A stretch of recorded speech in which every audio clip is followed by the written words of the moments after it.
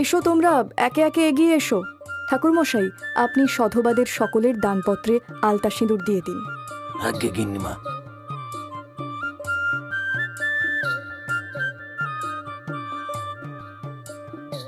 সত্যি বাপু, কপাল করে আমরা এমন জমিদার গিন্নি পেয়েছি। এমন উদার মন, এমন দয়ালু কজন হয় বলতো? তাও আবার এত বড় লোক হওয়ার পরেও আমাদের জমিদার বাবু যেমন প্রজাদের ভালোবাসেন, গিন্নিমাও ঠিক তেমনই হয়েছেন। যেমন রূপে মা জগদম্বা, তেমনি গুণে সাক্ষাৎ ভগবতী। অমন দেবীর কোলে কেন যে ভগবান একটা সন্তান দিলে না, তাই ভাবি। সবই অদৃষ্ট, বুঝলি তো? নইলে অমন সোনার প্রতিমার কোল খালি থাকে? নয় নয় করে আজ 10 বছর হলো বিয়ের। ওই জন্যই তো গিন্নিমা গ্রামের মেয়েদের নিজের সন্তানের মতো ভালোবাসেন, স্নেহ করেন।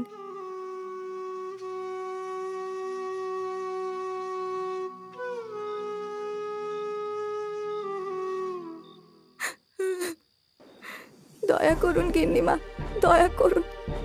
আপনি দয়া না করলে মেয়েটা আমার মরে যাবে যে। কি হয়েছে? তুমি এমন করে কাঁদছো কেন? গিন্নিমা, গিন্নিমা, আমার মেয়েটাকে আপনি বাঁচান, আপনি বাঁচান গিন্নিমা। আহা, অত উতলা হলে আমি কি করে বুঝবো বলো তো? একটু পরিষ্কার করে বলো না তোমার মেয়ের কি হয়েছে।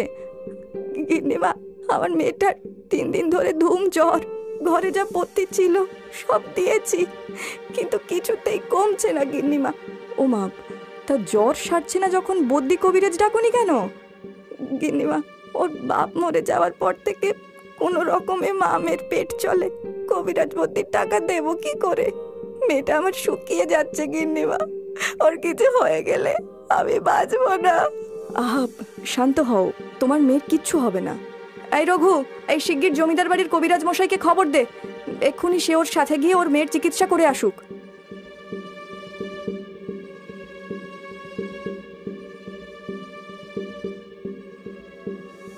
জমিদারের স্ত্রী সুধার খ্যাতি গ্রামের সকলের আলোচনার বিষয় ছিল।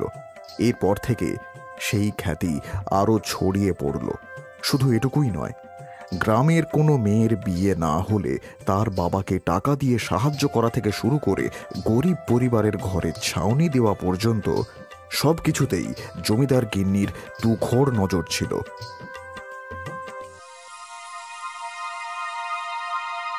একদিন, হ্যাঁ গো, হালদার বাবু এসেছেন। তিনি বললেন তুমি নাকি তাকে কৃষ্ণপল্লীর জমিটা বিক্রি করে দেবার কথা বলতে ডেকেছো। হ্যাঁ গিন্নি, তোমাকে বলবো বলবো করে আর বলা হয়নি। আমি ওই জমিটা বিক্রি করে দেবো ঠিক করেছি। ওমা, সে কি কথা? ওটা যে প্রায় 20 বিঘা জমি গো, ওটা বিক্রি করে দিচ্ছ কেন? সে 20 হোক, 20 হোক বা যাই হোক, ওগুলো দিয়ে কি হবে গিন্নি? তুমি আর আমি যতদিন আছি ভোগ করবো, তারপর তো সব পড়ে থাকবে। তাই ভাবলাম যদি বেঁচে থাকতে থাকতে ওগুলোকে বিক্রি করে দিতে পারি। ও, এই কথা। আমি তোমায় সন্তান দিতে পারিনি বলে তোমার বড় আফসোস হয় বলো? কি যে বড় না গিন্নি, তোমার মতন স্ত্রী পেয়ে শুধু আমি নই, গোটা গ্রাম কত ধন্য বলো তো। আর সন্তান হওয়া না হওয়া এগুলো তো ঈশ্বরের হাতে। ও নিয়ে আমি আফসোস করে কি করবো বলো তো? আজকাল মন ভোলানো কথা বলতেও শিখে গেছো বলো। যাকে শোনো না, আমি ঠিক করেছি এই পূর্ণিমায় কুমারী পুজোর আয়োজন করব। কুমারী পুজো? তো হঠাৎ কুমারী পুজো কেন করবে গিন্নি? দেখো, আমাদের তো আর ছেলে পুলে হলো না, কিন্তু তাই বলে কি আমার সন্তান নেই নাকি?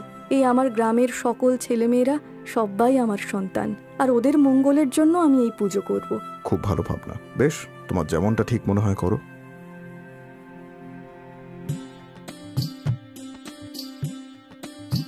গিন্নিমা, এই যে কুমারী পুজোর জন্য 10 বছরের কম বয়সী বালিকা এখানে উপস্থিত হয়ে গেছে। এবারে কি পুজো শুরু করি? হ্যাঁ হ্যাঁ, আপনি পুজো শুরু করুন। এই হলো পলাশপুরের জমিদার গিন্নি। জীবনে কেউ কখনো প্রজাদের কথা এইভাবে ভেবেছে বলো? যা বলেছো ভাই। ওম নমো ভগবতী মহাভাগে, নমো নমো স্বাহা। নেন গিন্নিমা, বালিকাদের কপালে যজ্ঞের টিপ পরিয়ে দিন। ভগবান তোমাদের মঙ্গল করুন। রানী, আয় মা, আয় দেখি তোর কপালে টিপ পরিয়ে দি। দেখি, পরিয়ে দি। গিন্নিমা, তুমি খুব ভালো। বড় হয়ে আমি তোমার মতো হতে চাই। আমার মতো নয় রানী, তুমি নিজের মতো হও। আর কখনো কোনো কিছুর প্রয়োজন হলে আমাকে বলো।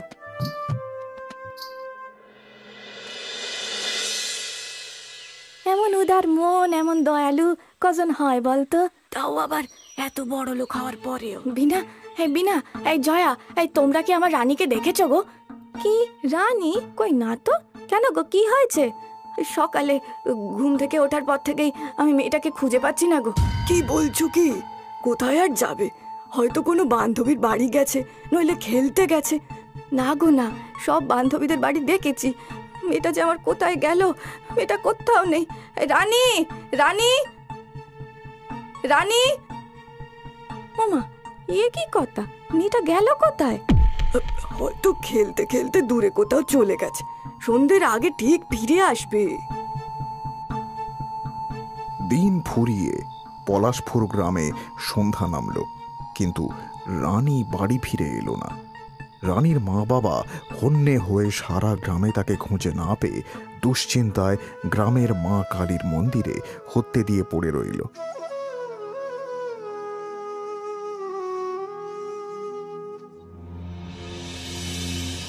পরদিন নদীর ধারে রানীর মুন্ডু কাটা দেহ পাওয়া গেল।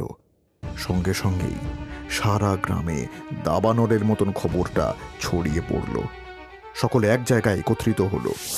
আমাদের গ্রামে চিরকাল কত সুখ শান্তি ছিল বলো তো, এ হঠাৎ করে কি একটা হয়ে গেল মাইরি। যা বলেছো, কই আগে তো কখনো এমনটা হয়নি। কিন্তু এমনটা কে করলো বলো তো?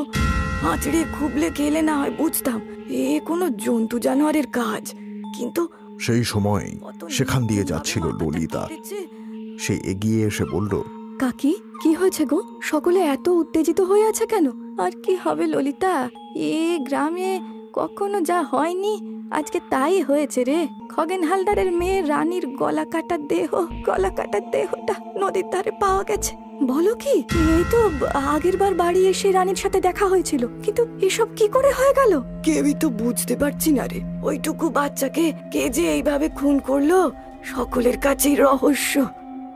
ললিতা বিষণ্ণ মনে বাড়ি ফিরে এলো। রানীর মতন ফুটফুটে একটা বাচ্চার মৃত্যুতে তার মন খুব খারাপ হয়ে গেল।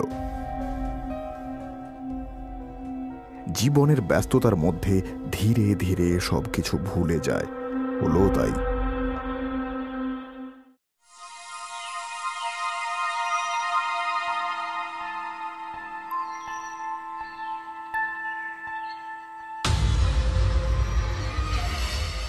তখন আবার গ্রামে হাহাকার পড়ে গেল। এটা কি হয়ে গেল গো? ওগো মালার মা, তুমি শান্ত হও, শান্ত হও। নিয়তির ওপরে কি কারোর হাত আছে বলো তো? শান্ত হও তুমি। কাল রাতেও মেয়েটাকে বুকের কাছে নিয়ে শুয়েছিলাম, সকালে উঠে দেখি মেয়েটাকে কোথাও পাচ্ছি না। তখনও জানি না আমার মেয়েটা যে শেষ হয়ে গেছে। হে ভগবান, আমাদের গ্রামে দুটো এমন ঘটনা ঘটে গেল, কি যে হচ্ছে কিছুই বুঝতে পারছি না। এই তো সেইবার কুমারী পুজোর সময় ঠাকুর মশাই মেয়েটার কপাল ছুঁয়ে বলেছিলেন যে মেয়েটা দীর্ঘজীবী হবে। এর মধ্যে কি সবটা মিথ্যে হয়ে গেল গো? কাকিমা, কুমারী পুজো মানে? এই গ্রামে তো আগে এরকম পুজো শুনিনি। তুই তো বেশ কিছুদিন পরে এলি, তাই জানিস না। গ্রামের মঙ্গলের জন্য, ছেলেপুলেদের মঙ্গলের জন্য জমিদার গিন্নি প্রত্যেক মাসে কুমারী মেয়েকে নিয়ে পূজা করেন। তাদের জামা কাপড়, মিষ্টি, ফল এই সমস্ত দান করেন তিনি। আচ্ছা, একের পর এক এমন ঘটনা হচ্ছে, তোমরা আর দেরি না করে জমিদার বাবুকে জানাও। উনি প্রজাবৎসল ব্যক্তি, নিশ্চয়ই কিছু বিহিত করবেন। হ্যাঁ হ্যাঁ, ললিতা তো ঠিকই বলেছে। চলো চলো, সকলে জমিদার বাবুর কাছে যাই, চলো।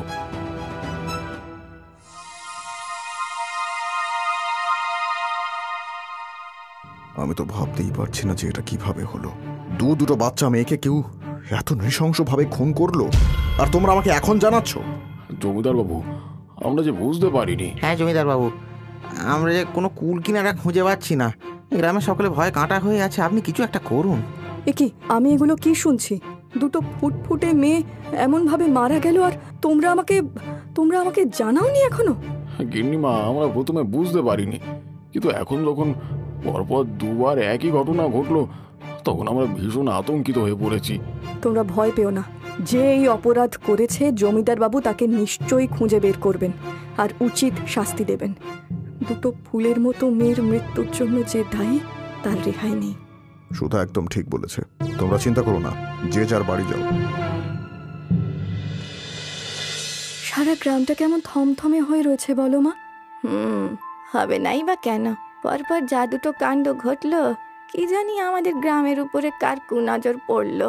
জমিদার বাবুর মতো ভালো মানুষ হয় না, আর গিন্নিমা তো জানো সাক্ষাৎ মা দুর্গা। সে তো ঠিকই। আচ্ছা মা, গ্রামের কাকিমারা বলছিল যে গিন্নিমা নাকি কুমারী পুজো শুরু করেছেন। হ্যাঁ রে মা, এই গ্রামের মানুষদের মঙ্গলের জন্য গিন্নিমা কুমারী পুজোর আয়োজন করেছেন। ওই যে ভবানী পুরোহিত আছে না, উনি নিজের হাতে সবটা করেন। ও, তুমি গেছিলে পুজোয়? ও মা, সে আবার না যাই? এই তো প্রথমবারের পুজোয় গিন্নিমা কত যত্ন করে এই মেয়েগুলোর পুজো দিলেন, আর গতবার পুজোর পরে ভোগ খাওয়ালেন। রানী আর মালাও ছিল পুজোতে? ও মা, আরে ওরাও তো কুমারী পুজোর কন্যা ছিল রে।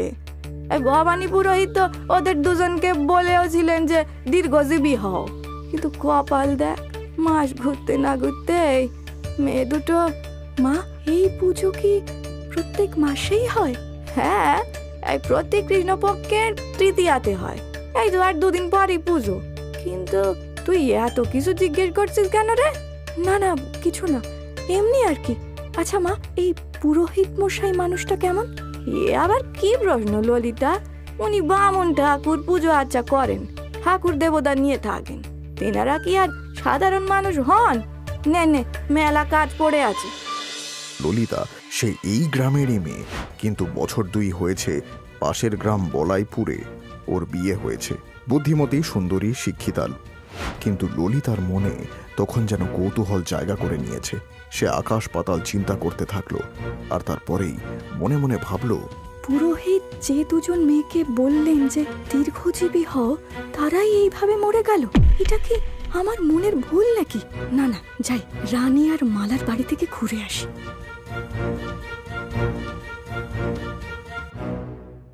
জেঠি, এখন শরীর কেমন আছে? প্রাণটা চলে গেলে শরীর কি আর ঠিক থাকে রে মা? ওই কোনো রকমে বেঁচে থাকি আর কি।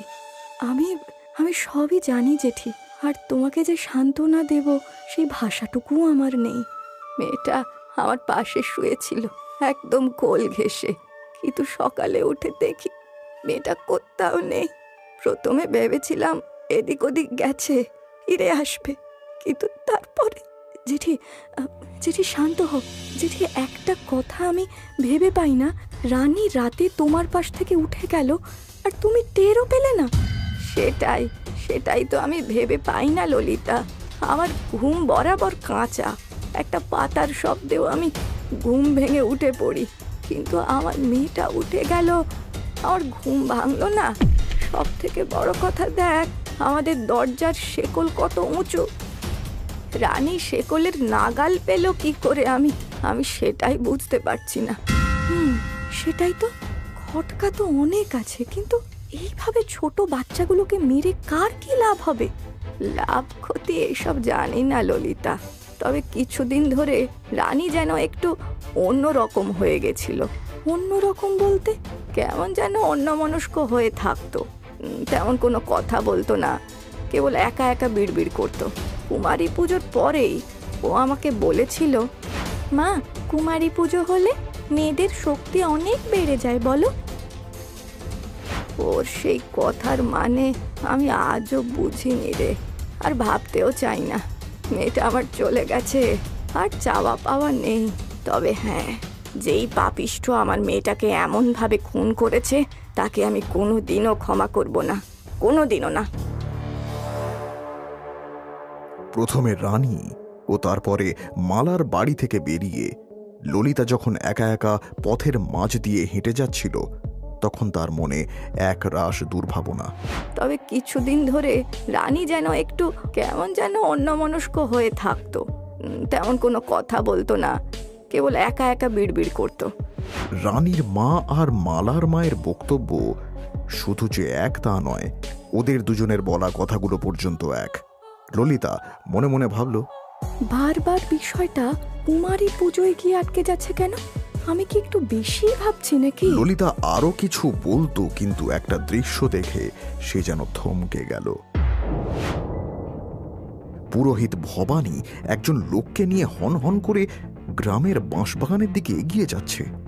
ললিতা অবাক হয়ে গেল। গ্রামের যেই বাঁশবাগানে গ্রামের কেউ দিনের বেলাতেও যায় না, পুরোহিত মশাই ওই দিকে যাচ্ছেন কেন?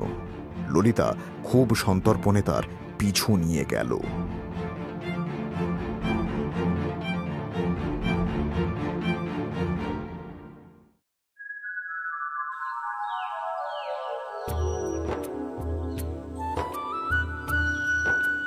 এই পুজোর জন্য যেন কবে থেকে অপেক্ষা করছিলাম। গ্রামে একের পর এক যে অশুভ ঘটনা ঘটছে, এই অবস্থায় এই পুজো মনে শান্তি দেবে। হ্যাঁ, একদম ঠিক বলেছো ভাইয়া। তাই তো আজকের আমার মেয়েটারেও পুজোয় বসিয়ে দিয়েছি। ভগবান কৃপা করুক ওর কপরে। দেখো, পুজোর আগে তোমাদের কটা কথা আমি বলতে চাই। আমি জানি এই কদিন গ্রামে যা হচ্ছে সেটা মোটেও কাঙ্ক্ষিত নয়, আর জমিদার বাবু সেই দোষীকে খোঁজার যথাসাধ্য চেষ্টা করছেন। কিন্তু আমরা সকলে হলাম ঈশ্বরের কৃতদাস, তাই তার আরাধনায় যেন বিন্দু মাত্র ত্রুটি না হয়। আপনি একদম হক কথা বলেছেন গিন্নিমা। আর আমি ভবানী ঠাকুর, এরপরে এই গ্রামের খুব ভালো দিন আসতে চলেছে, এ আমি দেখতে পাচ্ছি। ঠাকুরমশাই, আপনি পুজো শুরু করুন। আজকে আমি কুমারী কন্যাদের সকলকে একটা সোনার হার দান করব। মন্ত্র, ধূপ, ধুনো সহযোগে পুজো শুরু হয়ে গেল। কন্যাদের পুজো হওয়ার পরে জমিদার গিন্নি সকলকে সোনার হার দিলেন। একটি ছোট মেয়ে কল্যাণী পড়ে যেতেই ভবানী পুরোহিত তাড়াতাড়ি তাকে তুলে ধরে বলে উঠলেন, আহা, 60 দীর্ঘজীবী হও মা। তোমার ব্যথা লাগেনি তো? না না ঠাকুর মশাই, আমি ঠিক আছি। এরপর কেটে গেছে প্রায় সপ্তাহ দুয়েক। রাত তখন প্রায় 2টো। বাঁশবাগানের মধ্যে ঝিঝি পোকা আর শেয়ালের সম্মিলিত কণ্ঠে কান পাতা দেয়। হঠাৎই বাঁশবাগানের মধ্যে একটা ঝুপড়িতে উজ্জ্বল আলো জ্বলে উঠল, আর সেই আলোতেই দেখা গেল একটা কালো কুচকুচে ভীম দর্শন লোক একটা ছোট্ট মেয়েকে নিয়ে সেই ঘরে। ছেড়ে দাও, আমাকে ছেড়ে দাও। কেন আমাকে এখানে ধরে এনেছো? ছেড়ে দাও আমাকে। খুকি, অত উতলা হচ্ছ কেন? এখন যে তোমাকে অনেক মহৎ কাজ করতে হবে। আমি মায়ের কাছে যাব। কেন আমাকে তুমি মিষ্টির লোভ দেখিয়ে নিয়ে এলে? আমি বাড়ি যাব। চুপ, একদম চুপ। এখানে কেবল আমি কথা বলবো, বাকি কারোর কথা বলার কোনো অধিকার নেই। ঠাকুর মশাই, আপনি এখানে দেখুন না, ওই বদমাশ লোকটা আমাকে মিষ্টির লোভ দেখিয়ে নিয়ে এসেছে। ওর আর কি দোষ? এমনি ভালোভাবে বললে কি তুই আসতি বল? তাই তো সম্মোহন করে দরজাটা খুলে তোকে বাইরে বের করতে হয়েছে, আর তারপর মিষ্টির লোভ দেখাতে হয়েছে। হ্যাঁ ঠাকুর মশাই, আপনি কেন এরকম বলছেন? আমি বাড়ি যাব, মায়ের কাছে যাব। যাবি খুকি, যাবি, কিন্তু তোর মায়ের কাছে নয়, স্বয়ং জগৎ জননী মায়ের কাছে। হ্যাঁ, যা, ওকে লাল কাপড় পরিয়ে নিয়ে আয়। মধ্যরাতের আগে কাজটা শেষ করতে হবে। না, আমি যাব না আমি। মা বাঁচাও, মা। চুপ! বললাম না, এখানে আমি ছাড়া কারো টু শব্দ করার অধিকার নেই। ওম নমো হ্রিং ক্রিং করো ফট স্বাহা। ওম নমো কিরি ফুট স্বাহা। মা, তুমি কোথায়? মাধব, সময় হয়েছে, এবার মেয়েটাকে হাঁড়ি কাটে নিয়ে চল, আর দেরি হলে লগ্ন পেরিয়ে যাবে। না, আমাকে ছেড়ে দাও। না, মা। কল্যাণীর কাতর চিৎকার, অনুনয় বিনয় কিছুই ভবানীর হৃদয় গলাতে পারল না। মাধব কল্যাণীকে হাড়ি কাঠের সামনে নিয়ে যেতেই ভবানী খড়গোটা তুলে নিল।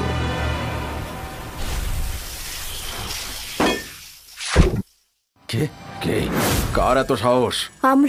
আমরা তোমার জম পুরুত ঠাকুর। যে দেখো, সকল গ্রামবাসী আজকে তোমার হিসেব নিতে এসেছে। কি করছো এসব? কি করছো তোমরা?